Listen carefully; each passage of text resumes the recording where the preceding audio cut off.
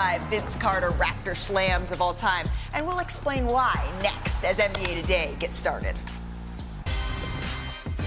I think it's fair to say that one award, it's been over for a while. A'ja Wilson is the best player in the W, and she was named the MVP unanimously on Sunday. Only the second player ever to achieve that feat. Welcome to NBA Today. Coming to you live from our Seaport studios, brought to you by Chase. I'm Malika Andrews alongside Monica McNutt. David Dennis Jr. is here as well. Zach Lowe, Tim McMahon. They're going to be joining us in just a little bit. But Sunday, Monica, it started with an MVP announcement, but we were quickly into the WNBA playoffs, so we start our show right there because A'ja Wilson had a long day. It ended with the final game of the night, hosting the Storm in Las Vegas here. Of course, early on, though, A'ja Wilson celebrating with her teammates as she gets that trophy. She did struggle a little bit out the gate here, Monica, 1 of 8 shooting in the first quarter. In the first quarter, Malika, the Seattle Storm did a great job of making shots very difficult for her and this Aces squad at large, but when they began to settle down, things changed. First up here, though,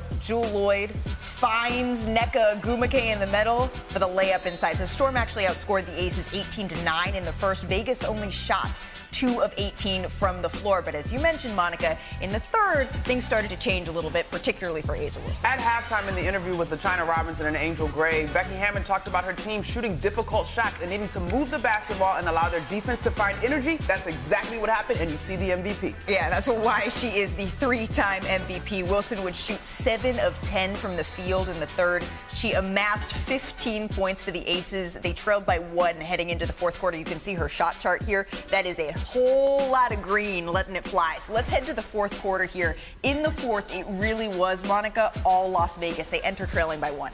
Look, once Kelsey Plum gets going downtown, Chelsea Gray was already having a terrific basketball game. Tiffany Hayes was fantastic as well. The ball began to move in a way that is signature to the last 2 championships that the Aces took home. And then see right there in the top left of your screen, we're going to keep counting just for you because the Aces, they were in control. Chelsea Gray hits the step back there. And then for those counting, 12-2 run. Gray, once again, hits that turnaround jumper. The Aces outscore Seattle 14-2 in the fourth and go on to take game 1. Let's take a listen to postgame. Sometimes you just got to get it out the mud. And I love doing that because it keeps my mind going. I think my teammates just continue to, never let me doubt myself. So, and I sometimes do doubt myself. And they always pick me up. So they kept beating me the ball. And then that's when I just started to calm down. I think I was rushing a lot in the first half because I'm like, oh, it's there. Let me just go ahead and attack. This is it. But once in the second half, the game kind of just settled down for me. And I really started to dissect the defense and what they were doing. And then that was kind of when I got rocking and rolling. Well, the Aces have been rocking and rolling at home for a while now. They've won 10 straight home playoff games over the last 3 seasons. That's 1 shy of tying that WNBA record. The streak started after a loss to the Storm, coincidentally, in the 2022 semifinals. So, Monica, I feel like I've been asking this question for months now, and I'm going to ask it to you again now that we've actually seen them in the playoffs. A three-peat is on everybody's mind. Yeah. What stood out to you in their pursuit of that? Well, I think it was them getting back to their defensive identity. Okay. As much as we have talked about the Aces in terms of their firepower, what A'ja is doing, what their core has the ability to do, for Becky Hammon, it's been all about the defense being able to create the offense. In a 14-2 run, there is no better embodiment of defense allowing you to turn on your offense. But I also think it is huge the way Chelsea Gray is starting to play. Even in the first quarter, you could see her energy shift, her intensity ramp up, and the Aces were able to follow. If their point guard, as we call her, is locked in, they look like a completely different team, and the postseason pedigree is starting to show. What do you think, David? Yeah, I'm with Monica here on the Chelsea Gray part to start. There's been a lot of talk about how, her coming off of that injury and what that meant for this team this season. She struggled a little bit, but this is playoff Chelsea Gray. This is the person who went on an all-time heater 2 years ago to lead this team to a championship, and she saved this game from getting out of hand in that second quarter when she saw that A'ja Wilson was struggling. But again, back to Monica's first point. This is championship level effort in that fourth quarter. They turned off the water for that Seattle squad, holding them to no field goals made. That's the fewest amount of points that they've had since they've gone to quarters in the WNBA. 6 turnovers and 2 points. It's never a good sign when you have 3 more turnovers than you do points in a quarter. And that is all about the Aces and what they did defensively. Right. There's been times throughout the season where we've sort of said, okay, are they complacent? Yeah. Do they feel Yeah. good about winning 2 championships? And now this is maybe the season where we're going to see them come back down to earth a little bit. But watching them play in this game, Monica, are they starting to look like the team that went 8-1 and ran through the playoffs last year? I would say so for sure. They don't have the depth that we saw them have that was crucial, particularly last year when they were down 2 starters and still managed to close out the final game in New York in Game 4. But the thing to me is, the path gets steeper quicker this year. Seattle, they're going to make adjustments. This is not going to be a gimme game in Game 2. They are missing Ezzie McGregor, who's been important to them.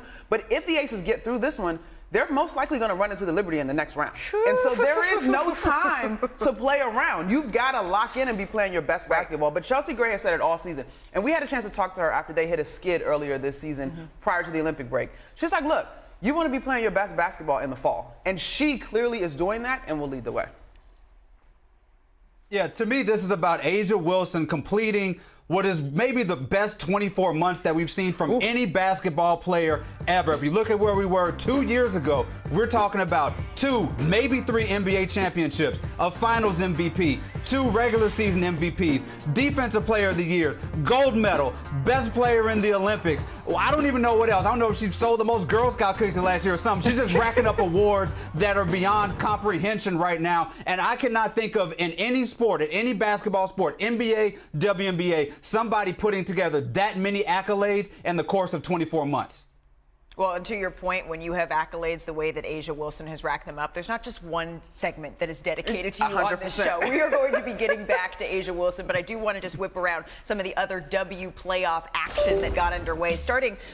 So we have talked about just how difficult of an opponent the Sun are. Clark made just 2 of her 13 three-point attempts in Game 1, which comes out to just over 15%. That's the second worst three-point shooting percentage in WNBA postseason history out of the 75 games where a player took at least 10 three-pointers here. But this is what happens when you're a lower seed, and this is a physical game. What did you see, Monica, in Clark's debut and what the Sun posed here? Look, you got to understand that the Connecticut Sun have been a top 3, if not the #1 defensive team in the WNBA consistently 4 out of the last 5 seasons. Now, mind you, this was also the game that Caitlin Clark opened the season with.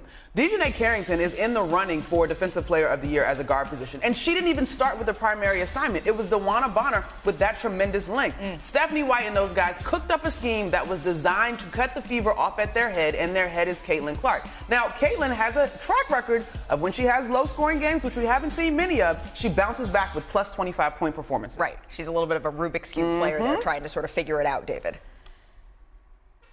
Yeah, out of all the teams in WNBA, the Connecticut Sun are the most uniquely designed to defend Caitlin Clark. They can throw length at her with Bonner, who really threw her off her game. I don't think people expected that defensive matchup. She was 0 for 4 to start the game with Bonner, and then she started to press a little bit, which allows Dejanay to start to guard other players. And she had Kelsey Mitchell also in a straitjacket. They were combined 4 for 23 from 3. That Connecticut Sun team is going to pressure you and tire you out and wear you out on offense. And they made the shots difficult for Caitlin Clark. So when she got open shots, she was still missing, and they made those passes really difficult to complete. 8 assists is not too shabby, but she had, she was not able to orchestrate the offense the way that she usually does because of the way the Sun were really frustrating her. Really quick, y'all, the other thing that is key to what the Fever want to do, they play with tremendous pace. The pick and roll action between Caitlin Clark and Aaliyah Boston is also a foundational piece of their offense. It may not always be hitting AB on the roll. Sometimes it's spraying out. But Brianna Jones is a terrific defender within paint. And so that pick and roll didn't look as smooth as they are accustomed to. So there are a number of matchups, to David's point, not just Caitlin Clark. There's a number of matchups that the Connecticut Sun can put on them important players. And for now, the Sun have a 1-0 lead. Connecticut looks to bounce back. Hey, we're not done talking about the W and the playoffs here, but can you believe we're also less than 1 month away from opening night in the NBA? Oh my gosh, there's so much going on. Our experts are going to predict 3 teams that are on the rise. York Knicks center Mitchell Robinson, who played in just 31 games last season and is coming off 2 procedures on his left ankle. He will not be ready for the start of the season. That's what league sources confirmed to our NBA reporter Tim Bontemps, leaving an already thin center spot even thinner for New York. So the aforementioned Tim Bontemps is joining us now. Tim, what exactly is the latest on Robinson's recovery here? So yeah, Malika, Mitchell Robinson had offseason surgery on this left ankle, an issue he's been dealing with going back to last December when he had an injury that cost him most of the regular season. He only played 31 games, you see here on the screen. And then he came back for a few games in the playoffs before he landed awkwardly here and suffered another injury of that left leg. And after going through the surgery, trying to rehab in the summertime, he's not going to be ready for the start of the season. As you said, this is a real concern for the Knicks. They lost Isaiah Hartenstein in free agency this summer. He signed a 3-year, $87 million deal with the Oklahoma City Thunder, becoming their starting center, at least on a part-time basis, alongside Chet Holmgren. And for the Knicks, who have Precious Achiuwa and Jericho Sims as their only other true centers on the roster, and Achiuwa is a small center at that, this is not exactly the kind of deployment of resources that Tom Thibodeau, a guy who's typically got a rim-protecting center on the court at all times, is used to having coming into the season. For a team with the expectations of this Knicks group, Malik, it's going to be something to monitor over the opening couple of months of the season for sure. Okay, so you mentioned a couple of names there, Tim. How exactly, though, do the Knicks plan on filling that center spot in Robinson's absence, particularly early on here? Well, I think the first thing you'll expect to see is a lot of Precious Achiuwa, who came over in the OG Anunoby trade. Everybody talked about the acquisition of Anunoby. Obviously got the massive $200 million 5-year deal this summer to return to the Knicks. But Achiuwa re-signed on a $6 million contract this summer, and he had a pretty big role for the Knicks down the stretch, playing defensively in the paint, had probably the best defensive stretch of his career. They're going to rely on him a bunch, and as you see here, there's going to be a lot of Julius Randle, who last week, Tom Thibodeau, in an interview with NBA.com, said he could see Randle playing some time as a small ball center. And as I referenced before, that is not something that Thibodeau has typically done really at any stage of his career. He's almost always had a rim-protecting big center on the court to be the anchor of what's typically been a very good defensive team. As we know, Tibbs is one of the best defensive coaches in recent NBA history. So it's going to be fascinating to see if going into the season with all these wings that they've loaded up on, you were talking about during the break, guys again, Anunoby, Mikal Bridges, Josh Hart, Dante DiVincenzo, the Knicks can play small all over the place, Malika. They're going to have to try to do that at least the opening couple months of the season, because the Knicks aren't going to be able to make any kind of moves in the short term to shore up this center spot. They're going to trust their depth right now to get them through. Right, and the only silver lining in that I can think of, Tim, is, okay, at least you're going to see those combinations early. So by the time the trade deadline rolls around, Tom Thibodeau and the Knicks brass have decided, okay, these are the guys that we want to continue to roll with. Thank you so very much for joining us, Tim. ESPN senior writer Zach Lowe is joining us now. But Monica McNutt, since you are on the Knicks broadcasting team, you know, sis, I am turning to you first. How big of an issue is this for New York? We just talked about how thin they are at center. It's not great. It's not great. And I think the part that is probably underrated, because I've debated with many a fan about Isaiah Hartenstein or Mitchell Robinson, because they are not who you think of in terms of big-time centers that score and do a bunch of other fantastic things, but their presence. They anchor that defense to what Tim Bontemps said, and particularly Mitchell Robinson, before he got hurt, was playing really good basketball in the fall for the New York Knicks. It's going to drag everybody else slightly out of position. And they've got a schedule that's no joke. I literally was looking earlier today. November 12th, they play in Philly. And that's Joel Embiid versus your kind of Band-Aid 5, whoever that may be. I mean, these are the players that they're going to match up with in the first leg of the season at that 5 position. And while Isaiah Hartenstein or Mitchell Robinson, just as examples, are not necessarily guarding those guys one-on-one, you need that first line of defense, and you need those bodies in the paint. This is a big deal. We could look back in 6 months and say Isaiah Hartenstein changing teams was maybe the most impactful move of the offseason, or one of them, along with Paul George, both for Oklahoma City and the void it leaves now with the Knicks. And it's not just defensively with the rebounding and size and rim protection that Mitchell Robinson brings. The Knicks under Tibbs have been the best second shot offensive team in the entire NBA. They are an offensive rebounding machine, and they put those back in. They get fouled. Mitchell Robinson and Isaiah Hartenstein were basically all of that last year. Maybe their wings can crash, but you can't build an offensive rebounding team based on that.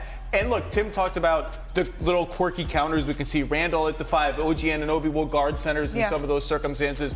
You can get by with that, but there are going to be nights where you're just too small, and you don't want to overstretch every healthy player too much in the regular season. Here's the reality.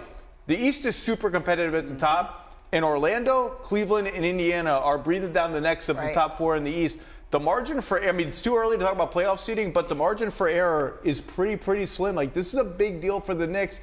I'm not sure how they fill it. I don't know what move they could make. We could start talking about that, but This is a sideways turn for their season before it even starts. Yeah, I do want to get into what they can do about all that. We won't go into playoff seeding yet in September, but the Knicks, they do have their best title odds since 2001, right? And you can feel it. We're sitting in New York right now. There's a palpable energy about their team. So now they have a major question, though, David, on the interior. How big of a blow do you think this is to New York? Yeah, Malik, I've spent most of the offseason getting cursed out and hung up on and blocked by all my New York friends because I've been a little bit lower on the Knicks than a lot of people, specifically because I have concerns about injuries and bigs. And now you have a situation where you're losing a big for some time because of injuries. And those two things have reared their ugly head. And you're going to start the season. The first 10 games of the season, they play 7 playoff teams. So you're going to be behind the 8 ball when it comes to your scheduling, when it comes to your win-loss record. And you're going to have putting a lot more minutes and a lot more, wear and tear on some of these stars who you need to make a big playoff run. This is a huge deal with a lot of concerns for them when you're going out there and you're playing the Giannis, Embiid, Porzingis when he's back. This is not something that we can just brush over when it comes to the Knicks. The one thing I will say, if I'm going to hold on to it as an optimism, because I think we all agree center is important, the switchability of your now OG Anunoby, Mikal Bridges, is there some embodiment of like Warriors-esque small ball? We all acknowledge how unique Draymond Green is, but I just wonder if that gives you a ray of hope, because on its face, a rim protector is quintessential to what head coach Tom Thibodeau wants to do defensively. I thought about switching to. The problem is that really stresses Jalen Brunson. Agreed. Because the teams will all go at him, and he's big, he's strong, he's like a cinder block defensively. He competes, but it's just a long season. But getting to be able to see that early, again, well ahead of the trade deadline, to see if, going small, having all of these wings, it's something even Tom Thibodeau said, we're going to see Julius at the 5. That's something they get to see a taste of early and decide, I like this positivity, Malika. She's in New York. Monica was giving me the ray of sunshine, and I just wanted to send it on back. David, don't say nothing. We're going to go to break before David can get back in here, because Victor Wembanyama, season 2, loading. Can he elevate the Spurs into the playoff picture? That's interesting. We'll discuss. And here's a question. Did golden glow? Let's marvel at fiery reds, yellows, and oranges all season long. Let's discover a palette of fresh fall colors along America's best beaches in St. Pete, Clearwater. You're watching NBA Today. As the years went by and I learned to know myself more and more, I realized that I have a gift, Wembanyama goes right by Durant. I was born to do things differently. How scary is it that this is the worst season of Wemby's career? Very scary for everybody. Oh, it's not the way he plays, Wembanyama! Said it from the beginning that he's special. He's going to change the game. We had never seen something like that before. That's the scariest thing that we've ever seen. Wait, back up 1 second. If my ability is to be the greatest, then there's no option but to be the greatest. Oh, it is scary to imagine what he is going to be in year 2. But let's ask the machine who's going up, who's going down. Our NBA senior writer Kevin Pelton released his projections this morning on ESPN.com. And really, it's no surprise, Zach, that having year 2 of Wemby puts the Spurs in his group of 3 teams that are most likely to improve. Of course, John Morant's return has the Grizzlies in his top 3. And then there's the Detroit Pistons, because it's hard. This is the Air Pistons. Worse. What might be a little more surprising, though, are the 3 teams Pelton sees going the other way. LeBron James and the Lakers, Kawhi and the Clippers, and Anthony Edwards and the Wolves? All right, NBA reporter Tim McMahon, who specializes in all things West, is joining us now. Tim, do you agree with Kevin's trio of teams here? The declining teams, I was actually a little bit surprised that he did not have the Denver Nuggets in there. And obviously, you lose KCP. That means keep championship players. The Lakers learned the hard way. The Nuggets are going to do the same thing here. That's on the heels of losing Bruce Brown last year. The 2 finishing pieces to their championship puzzle. And look, let's be honest. I know Jamal Murray just signed a fresh new max contract, but coming off of a poor playoffs by his standards, hit an abysmal Olympics by anyone's standards, I'm not saying the Nuggets are falling out of the top 6, but that window to really contend for titles might have closed midway through the Joker's prime. I ain't writing off the Joker like that, but that's a different story. We can talk about the Nuggets off air. I'm a little worried too, but the Joker is the Joker. Look, let me defend Kevin Pelton because I'm sure he's taking some heat from Minnesota fans. Yeah, and that surprised me a little. The decline is too strong a word. I think Minnesota will be a top 4 team in the Western Conference again this year. But after getting to the conference finals, that doesn't mean anything. The proof is in the pudding in the playoffs, and there's just something in my stomach. That's just a little. Do you need an antacid? I don't know what I need. I'm a little. This is a conference finals team with an ascendant young superstar. All the rotation players, but Kyle Anderson coming back. And I'm just a little like they're the logical pick to make the finals by all those metrics, and I just can't get there. Part of it is Mike Conley is almost 37 years old, and this team looks disorganized and a little uncertain of itself on offense when he's injured or not available, and he's 37. Cat and Rudy, it worked last year defensively. It was a little clunky on offense. Rudy just got benched by France in the Olympics. Is it going to work again? And then their 8th guy is who? Who's their 8th guy? Their 6th and 7th guys are great. Their 8th guy might be a rookie. It might be Rob Dillingham. It might be Terrence Shannon Jr. That is fine for the playoffs. In the regular season, that makes me a little nervous. Like someone gets hurt. And okay, I'm going to let you work through your feelings. I've got some here. issues. Yeah, clearly you do. Mr. Dennis, what are you looking at here? I have similar levels of heartburn, concern things with Minnesota and the Timberwolves there. But for me, the team that I think, I have a little more concern about a team I've actually been singing a lot of praises of, is that's the Phoenix Suns. I do think they can make a lot of noise in the playoffs, but by saying that, I have to also acknowledge the possibility that this season can go the total opposite direction. Last season, they barely made it into the 6th seed, and a lot of that was because of the injuries. The top 3 guys only played 41 or so games together, and now we're asking them to run it back after KD's played in the Olympics, after Booker's played in the Olympics, with Beal having, who knows what's going on with his back. Hopefully it's 100%. But this team has a high risk, high reward situation. They're very volatile. I would not be surprised if they shock some teams in the playoffs, but I also would not be surprised if they end up as a play-in team. Okay, I know it's cloudy in New York, but enough with the doom and gloom. I get it. The Nuggets, the Timberwolves, the Suns, that's who our panel thinks could slip this season. How about some sunshine? Let's go a little positivity here on this Monday. The inception of the play-in, right? That means at least 2 new teams have cracked the top 6 each and every year. So, Tim, who do you think it is going to be this year? Look, you don't need Kevin Pelton's pocket protector to predict the Memphis Grizzlies are going to have a bounce-back season, right? Like, hey, John Morant stayed on the straight and narrow all summer. He's healthy. He's back. So is Desmond Bane, Jaren Jackson Jr. This is a 50-win core, 2 straight seasons that the bottom dropped out last year. I think whether the Grizzlies are going to be a real threat in the West, though, that's going to be determined based on their rookie. Hey, is Zach Edey ready? Can he be that impactful right now as a rookie? If he's a rookie of the year, then the Grizzlies are going to be a team that is going to be a major factor in the Western Conference. It's Zach Edey, and particularly Zach Edey's defense. If he's going to get thrust into a starting role, which is rare for a rookie on a team that could win 50 games to get this much responsibility, it's about his defense and it's about their outside shooting. Who is going to step up other than Desmond Bane to be an above-average three-point shooter in their starting 5? Where is Jaren Jackson Jr.'s jump shot at? They're the easiest pick on the board. I've been saying for months, give me all the Grizzlies. Everybody wrote the Grizzlies off. The Grizzlies win 50 games like clockwork every year that they're healthy. And the other team, they're coming. He's coming. Wemby is coming. Yep. If the Spurs have a moderate level of health this year, I'm telling you, we're going to get to April, and they're going to be in the play-in race at worst. He's just too good. He's going to be too good. Plus that Chris Paul, Wemby. That's what I'm saying. Knock on wood for CP's health. He's old. I'm sorry, Chris. I'm sorry. That could be really, really interesting. We're going to ignore the old part. What are you looking at here, David? How is it that we've all seemed to be sleeping on the Sacramento Kings? Like a couple years ago, this was the best offense we'd seen in the NBA history pretty much, and now you've added DeMar Rose to this team. When you have 2 clutch players, a runner-up at Clutch of the Year and a Clutch Player of the Year, they can erase some of those difficulties that you have, especially defensively. This Kings team is going to put up a lot of points, and they're going to put up a lot of clutch points, and I think that we're going to see a Kings team that looks more like the one from 2 years ago than the one we saw last year. Not to mention, of course, they added DeMar DeRozan. But those are our predictions for the season over the weekend. We got to sing a whole lot of Earth, Wind, and Fire. And we also officially turned the calendar to fall yesterday. It was the 21st of September.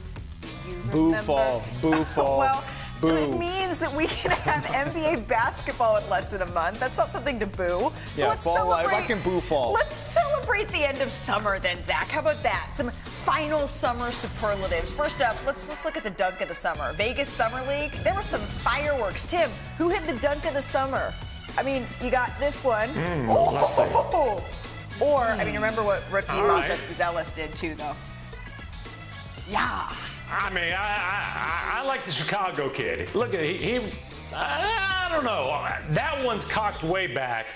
The Chicago kid, though, was in a little bit more traffic here. Yeah. I'm going to go with Buzelis. Okay, we're going with Buzelis for that one. How about this one? We got some fake outs of the summer. Zach, which one was better, though? You remember you got Steph Curry, of course, in the gold medal game, which is hard to beat. Or do I need to see the next one? Yeah, Because this is Steph Curry. I mean, I've seen Steph do that 5 million times. We need to see some summer league greatness from Nick Smith. That's pretty good. Yeah, that's pretty good. No, gold medal. Gold medal. They won the gold medal, and they wouldn't have won it without Steph going bananas in the last 3 minutes of the game. Gold medal. But I mean, the consequence of the game, just the highlight, though. Look at Nick Smith. That's great. Cool. The guy fell over. And he got him back up. Look at him. Get the hustle. Have you ever done that to someone? No. Okay. Next superlative. Most likely to go far. David, who are you trusting most from deep? Look at this. Caitlin Clark or Sabrina Ionescu here? Oh, that's tough, man. Caitlin Clark just strikes the fear in so many people. I know she's a rookie. I know Ionescu's been doing it for longer, but if I had one shot from the logo, I'm going to go Caitlin Clark right now. All right. It's not summer, though, without a vacation, right? A little bit of time in the sun with some SPF 50. Tim, which player is most likely to have fun away from the court? Look at this. Kawhi Leonard, who's clearly having a great time. Kawhi Leonard going crazy in Costa Rica. Or Kevin Durant, also equally great time hitting the water slide after the Olympics. Kawhi looked confused. He doesn't look like he's having fun. He looks like he doesn't know where he is. I'm going with KD. I mean, that's a nice slide there. Got the shirts off. You know, you got the paparazzi there. Look at this, the shades on. Just that's a gold medal shine right there. we got to talk about KD's work. What can't you do? A stone cold killer. This is when you shine the brightest.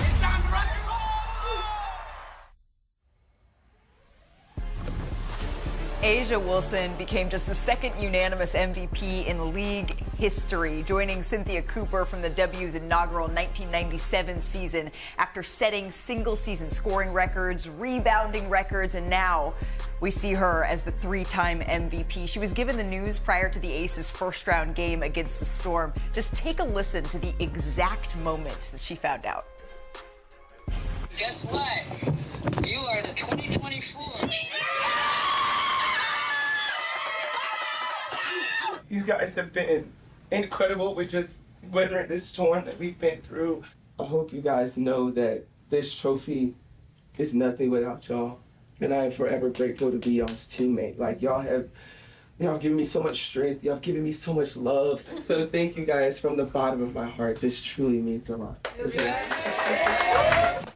That's pretty incredible. And sharing that moment with her teammates as well. I'm glad that my teammate, Monica McNutt, is back with us for more on A'ja's historic season here. I asked Rebecca Lobo, Monica, a couple of weeks ago, whether or not we were seeing the greatest single season in WNBA history. And she essentially very kindly told me to hold my horses. We need to see it to completion first before she gives that assessment. But now we have. So what say you? Was this the greatest season that we have seen in W history? I think so. I think so unequivocally. It's not just the near 27 points and near 12 rebounds, just decimal points off from those actual numbers. It's not just the 52% from the field shooting. Yeah. It is the total package, right? Like, the average being a new record in terms of points average per game is one thing. But A'ja's dominance on both sides of the floor is something that I think is truly unique to this particular campaign. She's in the running for Defensive Player of the Year again, which would be her third consecutive at this point. And so, to me, when you look at the way that she has continued to add to her game year over year, she's knocking down threes this year, she's taking more shots outside of the paint, she's been an absolute menace at that high post area, going left, going right, and pulling up over defenders. And again, defensively, she has to anchor one of the best teams in the league. Like, on both sides of the ball, it jumps off the page for me. You were saying in our prep call this morning, Monica, something that I think was equally important about certainly A'ja's game. And I want want us to focus on that, but also who she is and the mark that she is leaving on this league. Can you share with us? She was asked about her legacy, and she said she wanted it to be that she's a real person. As gaudy as the stats are, and they are absolutely worthy of praise, she has talked very honestly about battling depression, about how important her teammates are to her journey, her relationship with Don Staley and Becky Hammon. She has been such a human in this process, and I think that's unique. When you have a star who arguably could be a better person than they are an athlete, it just jumps off the page, particularly in terms of her dedication to speaking of women of color. Yeah, exactly. And I think, in an era where the W is sort of bursting with burgeoning excellence, and we're all certainly excited about that, she is sort of the standard of sustained greatness in this era. And there's been so much rhetoric, right, about this league and in the world of women pitting one another against each other,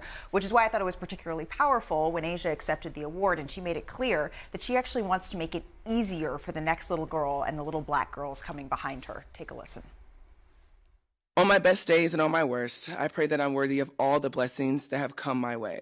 I hope the fans know that I see every message, every TikTok they make, and still, even the white tees and the silver hair, I love you all. The fact that anything I do gives another person and another black girl the small bit of hope, that's what keeps me going.